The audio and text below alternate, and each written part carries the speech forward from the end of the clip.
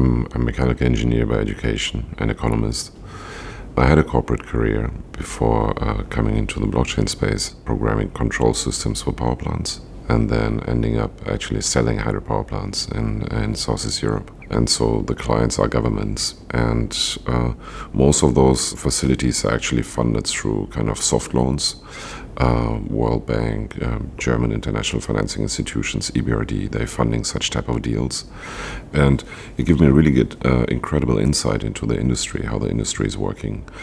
It felt like very glocked, it felt like very monopolistic and very little progress. Energy markets traditionally actually were controlled by one company in each country. And then in the last 20, 30 years, generation of electricity, distribution of electricity, they have been unbundled in many different type of companies. But because this activity is of national interest, it's a heavily regulated market, and those entities usually create kind of the rules how everyone else interacts in the energy market. And by creating the rules, you at the same time also create entry barriers. The technologies are all there that we actually could have local energy markets so that communities could be actually completely detached from the main grid and actually supply themselves with electricity and balance the electricity and so forth. But it's very complicated to make such business models because there is a lot of regulation you need to comply with. And a lot of that makes sense, but a lot of that is also kind of only a barrier to further innovation, which doesn't make sense. So if it is your interest to make a market more resilient and more equitable, then you would strive for a market that is more decentralized, that is governed more decentralized. Because if you create systems that are simply have a decentralized fashion in the design of the system, it is by nature more sustainable and more resilient. Once I stumbled over Bitcoin in 2013, I read the white paper. That was an eye-opener, not because of financial speculation. It was more an eye-opener that there could be technologies out there which enable decentralization. And the first time I read the Ethereum white paper, that was like, for me, the epiphany. Okay, now if Ethereum is really about to happen, this will be a game changer in the energy market, because energy market is a big coordination game between producers, consumers, storage of electricity, and this coordination is important because if it's not being coordinated, we have a blackout. So there is a frequency between everything that needs to be stable. And so for me, it really felt like the Ethereum white paper was the solution. It was simply the ability to create rules that are enacted automatically, and it's unstoppable. And energy markets are heavily regulated, so there is regulation you have to comply with, and you have to apply for certain permits and so forth, and it takes time, But now you can actually do this all in real time. And energy markets are real-time. There needs to be real-time coordination. So this ability that you could embed regulation into something that is immediately enacted, that was the key. It's like an unstoppable computer, and you have a smart contract there that coordinates the interaction of a lot of people. That was the key. That was beginning of 2014. Gav came to Vienna. I invited Vitalik for dinner, and that was the first time we met. And as Gav, Vitalik, and the others were building Ethereum, I conducted a bunch of workshops. I built an interdisciplinary team, software, hardware, regulation, and I tried to conduct workshops where I would show how the energy market works to Gavin and his team, and try to come up with a solution how this new kind of unstoppable computer that was about to be launched a year later could disrupt the market. After Ethereum launched, we incorporated grid Singularity with my co-founder Anna. Another partner, Rocky Mountain Institute, we then further founded the Energy Web Foundation, which is an energy consortium. And so we brought together the largest energy players in the world, from Australia to South America to Japan. Then in 2019 we launched the Energy Web Chain. And a bunch of those utilities, they started building on the chain. They started building applications around tracking of electricity, crowdfunding, solar power plants, and all kind of different applications. And eventually, now it's 2024, we have a few countries where this technology is actually deployed on country level through the regulator, which is unbelievable, because to change regulation and in such a short time and onboard a country on a specific technology, that is unbelievable. In crypto, we are like grandfathers or grannies, you know. It's like in the crypto, not many people know us, but in the energy markets, we are still young, and we're quite successful in the energy markets. And so my goal is that in the next 10, 15, 20 years, we can bring this advantage of utilizing the technologies in the energy web chain and so forth to all the energy markets globally. A groundbreaking application is the application of an identity system. Everything that wants to interact with the energy market, batteries, electric vehicles, power plants, consumers, they have an identity. They need to have an identity. And to be able to interact with markets, they need to share the data, predictions, how much they're going to consume, produce, and so forth, and with who they're going to trade. And so this is now generally done in most countries with Excel files, exchanging Excel files. So on blockchain, Energy Web has built a solution with a few of its affiliates where now this can happen in real time in a decentralized fashion. An asset can register its identity without human intervention and can start participating in markets by sharing its data with the respective market operator. And now this is groundbreaking because it all happens in real time. Imagine you have a Tesla in your garage and it's not doing anything. And you could actually install a trading algorithm in the Tesla, because electricity prices are very volatile.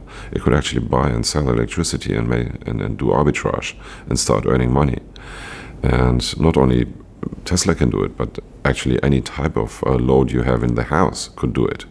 You know, I mean, you don't want to sit in a house where the light is going on and off, but there is other loads that you wouldn't see if they really turning on and off. They could all do arbitrage in the energy markets or support the energy markets in terms of its stability. And with this innovation, not only any household, but any device becomes a utility. You know, any device can participate in energy markets, buy, sell, trade, store, and that unlocks completely new economics. In October 23, Energy Web won a slot for Polkadot parachain. It's quite a challenge to run your own chain. There is a lot of validators you need to keep the technology up to date, and that is not what you know, that shouldn't be the task of the Energy Web Foundation. The Energy Web Foundation and its affiliates, they should innovate on application layer and not on core protocol. To join a technology where there is a bunch of other teams that take care of the core protocol, that makes by far more sense. You know. And then the other is composability. You know, there is a lot of DeFi protocols in applications on other parachains. It saves us a lot of cost, so we don't have to maintain our own chain and so forth. It's a decentralized technology which is operated by its users, and there is nothing that can really compete with such a concept in terms of transparency, and there is simply no one extracting the system. You know, everyone contributes to it. It's everyone's system. You know. I think one of the most interesting fields that is coming is like tokenization of real-world assets. Actually, Mastercoin was the first project to talk about it, tokenization of real-world assets. And now we are 10 years later, and the big banks are talking about it, you know. So it took 10 years for the big banks to talk about it. You can basically tokenize, you know, everything is an NFT, you know, every physical good is an NFT, you know. And once you tokenize that stuff, pretty much all of that becomes a security. So how do you deal with these small securities everywhere, you know? It's like it won't make sense to trade a you know, this art piece security on NASDAQ, you know, like NFT. It's like, So there needs to be a change in definition of security and utility, and for that this can really go to a mass adoption. I remember philosophical discussions in the early days, where would this technology lead to if blockchain is really kind of taking over the world. A few assumptions that have been taken like around 2017, were that it's generally going to become a multi-chain world. It's not going to be only Ethereum, it's going to be a lot of different chains. Some other assumptions were like there's going to be an increased research on token economics, which is nothing else than monetary policy. And more and more people will become try to utilize better tools for monetary policy, and that we definitely saw this field expand a lot. And with that, we assumed that there would be more and more chains that would start building up treasuries. And so there would be treasuries that would constantly fill each other, and there would probably be an interest to have decentralized governance to govern the treasuries. And now, fast forward 10 years, we have a few networks where we see the governance processes are advancing at rapid speed to manage money, to manage kind of common goods, to manage treasuries. The question was like, at one point in time, the treasuries will probably have the monetary power similar to international financing institutions. In the traditional world, there is international financing institutions, and they provide soft loans to countries, and they actually compete against each other in providing a soft loan to a country. They also often represent political interest from the country that is controlling the international financing institutions, And so they usually provide soft loans to a country for infrastructure projects, roads, bridges, power plants, privatization of specific sectors and so forth. And so usually that money is flagged for specific activities. And then there is, KPIs that are being tracked, how the money is being dispatched. In most cases, actually, this money doesn't even arrive. A majority of this money goes back to other countries, which usually either the builders or of those power plants or streets and so forth. So, but the country ends up being indebted. El Salvador, for example, is looking, ask the IMF to extend a credit line over 1.1 billion, and IMF is not really, or doesn't necessarily do it, or there is conditions, mentioned by the IMF that El Salvador should not have so much of its reserve in Bitcoin. You can't just think, you take a loan from someone and it doesn't come with conditions, and so. We actually did a role play 1.5 years ago with a few network founders and policymakers, mimicking a situation where network treasuries would negotiate a potential loan with those policymakers. It was very interesting to see that network representatives or treasury representatives, they were interested to fund government activities on Web3 rails, identity systems, land registry, social security systems. Pretty much majority of the government activities can be automated through smart contracts and voting tools. And on the other side, a few of the policymakers, they were interested to deepen the know-how exchange with the network representatives. And so there was a lot of discussions around, could we actually, create joint universities, and we make it attractive for you to come into our countries. It's not unimaginable. It's not crazy to think that something like this could happen in the future. And the biggest question mark that was out there is who's negotiating, because on the one side you have policymakers that are representing countries, they have been voted in. On the other side, who's actually the treasury, who's representing the treasury. So you could simply, someone could apply, may I represent the DAO in such a negotiation, But still, I don't think it's realistic to do this from one specific DAO, from one specific network now, because our industry is still very fractured. If I look at the industry, there is something I would call there is ecosystem wars, We are now currently slowly entering into the bull market. Ethereum ETF was approved, Bitcoin ETF is approved. which is amazing, you know, but everyone is fighting for their own survival, you know, to have more users on their networks. And I don't necessarily see a lot representation of discussions around the Web3 vision. I think not at all. No discussion at all about the initial Web3 vision, you know.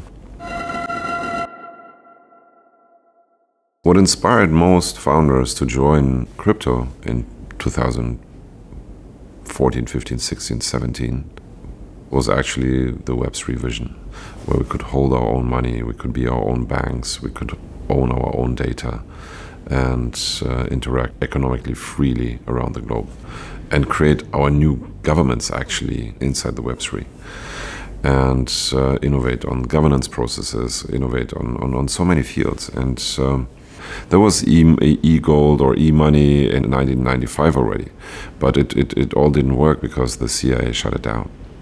And so it needed decentralized technologies to survive. I'd love to see the Web3 topic revive, and to be honest, we see the Web3 embodied in kind of the governance of Polkadot DAO. There is a decentralized governance. There is so many people involved into managing common goods. It still has its problems here and there, but that's fine. You know, it's you know, the way the governments in the physical world worked. It took quite a long time to come there, and so it will also take its time in the Web3 space. But that is actually the Web3 vision, how Polkadot works. And I think the beauty about these governance tools is you can copy them and apply them on any scale. You could apply them in a very small community, 20, 30, 40 people. It's only a matter of time that it will go there. So what needs to happen, or what could happen, is something like the United Nations moment after the Second World War, where all the networks that were fighting first against each other, then after the war is over, they create something like United Nations, you know. Once the networks realize they are much stronger together, that could be an incredible moment, where you could combine treasuries, and all those treasuries together are probably somewhere between 35 to 50 billion. That is a very powerful idea, I think.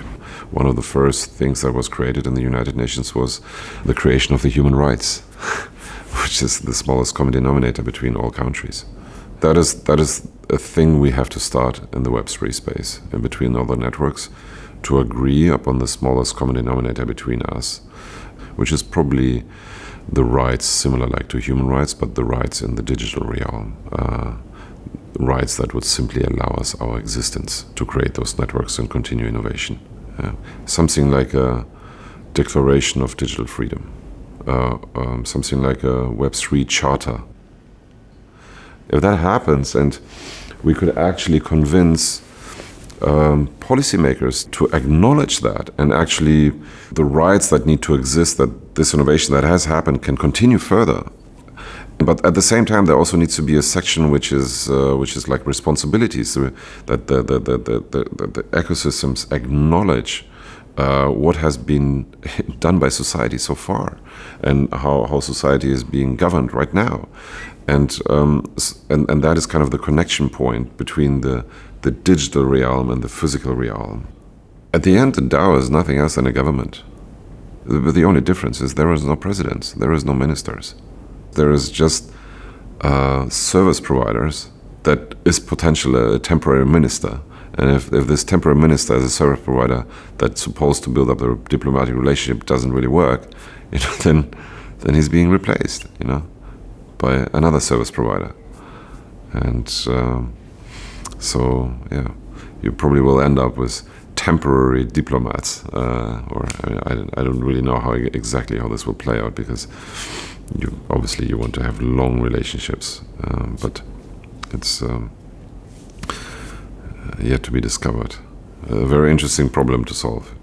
This is how to connect the old diplomatic world to this new DAO-style governance. It's very difficult to comprehend. You know, there is basically a country, there is a nation there that doesn't have land, but has financial power. It's inevitable that it's going there, because we see majority of the ecosystem members are digital nomads. And digital nomads, they just want to go to countries where they're being treated better. And so it's very easy to imagine that those are the same people that vote on the treasury. So if there is an opportunity to fund a government that is very friendly to crypto, where you can maintain your rights, you can hold your self-custody wallet, and you can do further innovation, and where you're being treated as a client, not as a slave, those people, the ecosystem members, are likely to vote to provide a loan to this country. Every new generation is becoming more and more nomadic, you know. There is basically an alternative where somebody can exit kind of the reality by becoming nomadic, digital nomad, and enter the new reality. If nation states want to still stay relevant, it will be of big importance for them to innovate, you know. All the future generations, they have an alternative now. And they will use this alternative because they have more freedom.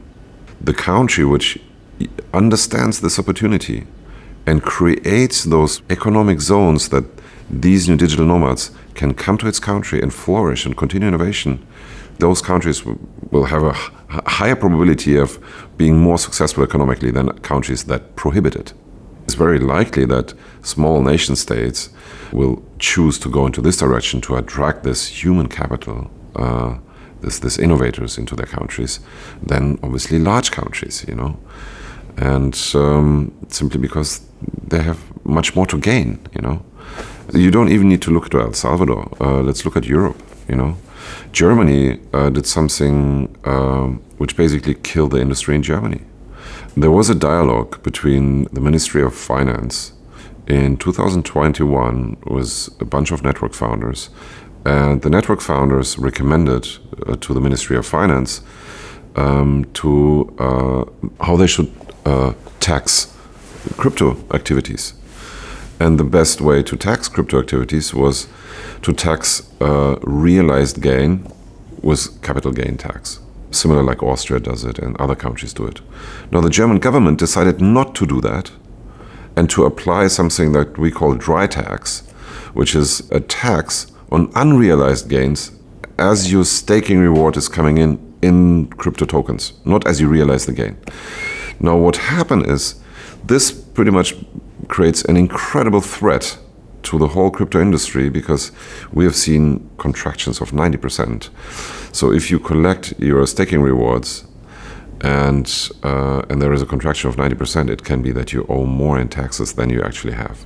So this type of taxation forces crypto founders to sell their crypto on a daily basis, you know. And we said, like, look, it's very simple, you know. If you install this taxation, then there is a lot of founders that will leave the country. And that's exactly what happened. If there is rules being created that our freedom is being cut, you know, then we just go somewhere where we can have the freedom. And so if you look at the real estate prices actually now in Berlin, they went actually down in a 2-digit number. If you look at the real estate numbers in Lisbon, in Portugal, where everyone went, they went up by these numbers. What I really like a lot about the open governance in Polkadot is the absence of populism, you know, which is very polarizing and creating kind of reactions in society that are not necessarily senseful if you and so I believe that really the future of society is more like the open governance process, where everything is authenticated, everything is being tracked, and everyone through their own decisions or through their activities is actually credible and responsible for what they do, you know, because it very much feels like that in current governance systems, nobody is responsible for anything, you know. Most promises are being broken that they have promised before. They have the 4 years, but now in open governance, there is no 4 years time you are in power now, you know. So it's not just about it's not about power at all. It's just about economic sensefulness, you know. Now we have a choice, because then there is no barrier to enter into a digital realm. I mean, you need to have a computer. So far, they haven't forbid to go online. And that is the freedom we need to fight for. You know, that you can go online, you can have a self-custody wallet, you can own your data, you can use cryptographic tools. This is the freedoms that are necessary. I mean, we will experience something really incredible in the next few years as we see kind of AI to unfold into next levels, you know. And I believe the more and more we experiment with open governance and all these processes are being tracked on chain, this will allow to something bigger evolve. As AI comes, there was this funny statement of one journalist asking Elon Musk, what do you think who will be president in 2035? And he said, what do you mean? You mean which AI will be president in 2035? You know, it's like, so there probably might evolve something like this where you have a state secretary, which is an AI trying to support the management of the open gov and kind of activate it, you know? It's like basically a decentralized version or AI version of Raoul, you know? To motivate dialogue and so forth, to make the governance more efficient, you know, and which could lead to something like a meta consciousness of humanity, you know, which is like nobody can explain it yet what it means, a meta consciousness of humanity. But for this, you need like at first you need like a substrate where you can actually see what is humanity thinking and doing, and that's exactly the substrate that the open gov is doing. So all the decisions are being made there, all the discussions that led to decisions, that is kind of creating kind of like a brain. Once you unleash AI on top of it, you know, this will be, I think, something really powerful can happen on it. Just project a few years into the future, like in 5 to 10 years, this will be by far the most efficient way to manage commons in the world.